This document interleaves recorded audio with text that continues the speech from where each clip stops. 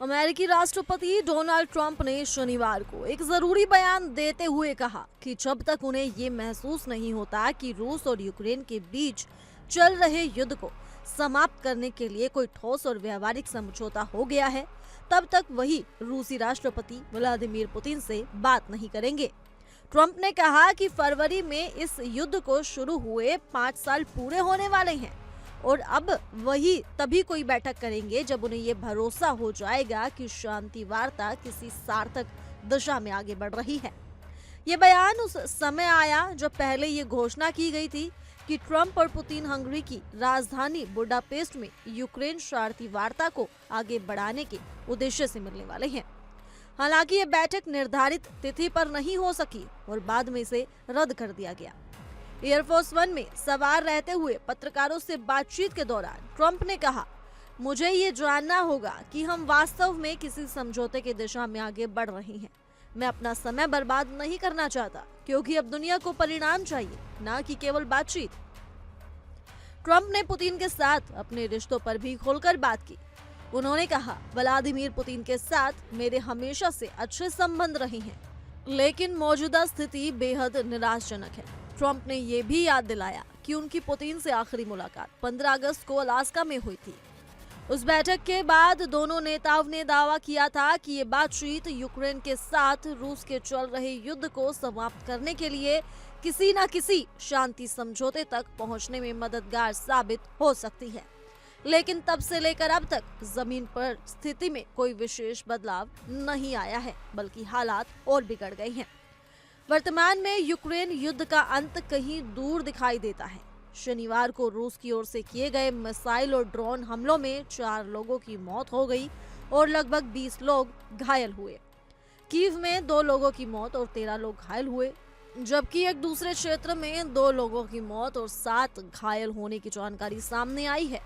इन हमलों में कई इमारतें और आवासीय क्षेत्र बुरी तरह से क्षतिग्रस्त हुए हैं। यूक्रेनी अधिकारियों के अनुसार रूस लगातार नागरिक इलाकों पर हमले कर रहा है ताकि देश की संरचनाओं को कमजोर किया जा सके। इस बीच यूक्रेन के राष्ट्रपति व्लादिमीर ज़ेलेंस्की ने अमेरिका और पश्चिम देशों से रूस पर और भी कड़े प्रतिबंध लगाने की मांग की है। ज़ेलेंस्की ने कहा कि प्रतिबंध केवल कुछ कंपनियों तक सीमित नहीं होना चाहिए, बल्कि पूरे रूसी तेल और गैस उद्योग पर लगाए जाने चाहिए ताकि रूस की अर्थव्यवस्था पर भारी दबाव पड़े। उन्होंने ये बयान ब्रिटेन में आयोजित एक महत्वपूर्ण बैठक के दौरान दिया, जिसमें 24 यूरोपीय देशों के नेता मौजूद थे। इस बैठक में सभी देशों ने रूस की आक्रामक नीतियों का विरोध किया और यूक्रेन को सैन्य सहयोग और आर्थिक सहायता जारी रखने का वादा किया। रूस की ओर से हालांकि शांति या युद्ध विराम के संकेत फिलहाल नहीं मिले हैं।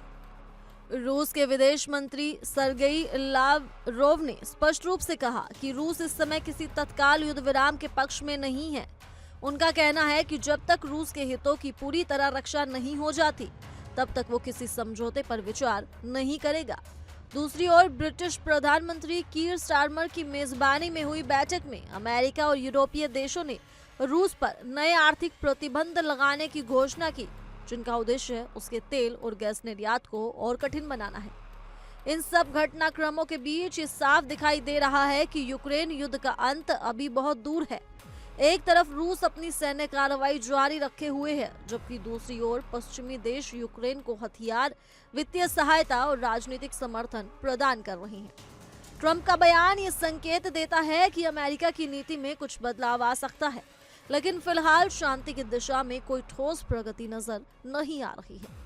ट्रंप का ये रुख इस बात की ओर इशारा करता है कि वो किसी भी कूटनीतिक कदम से पहले ठोस परिणाम चाहते हैं।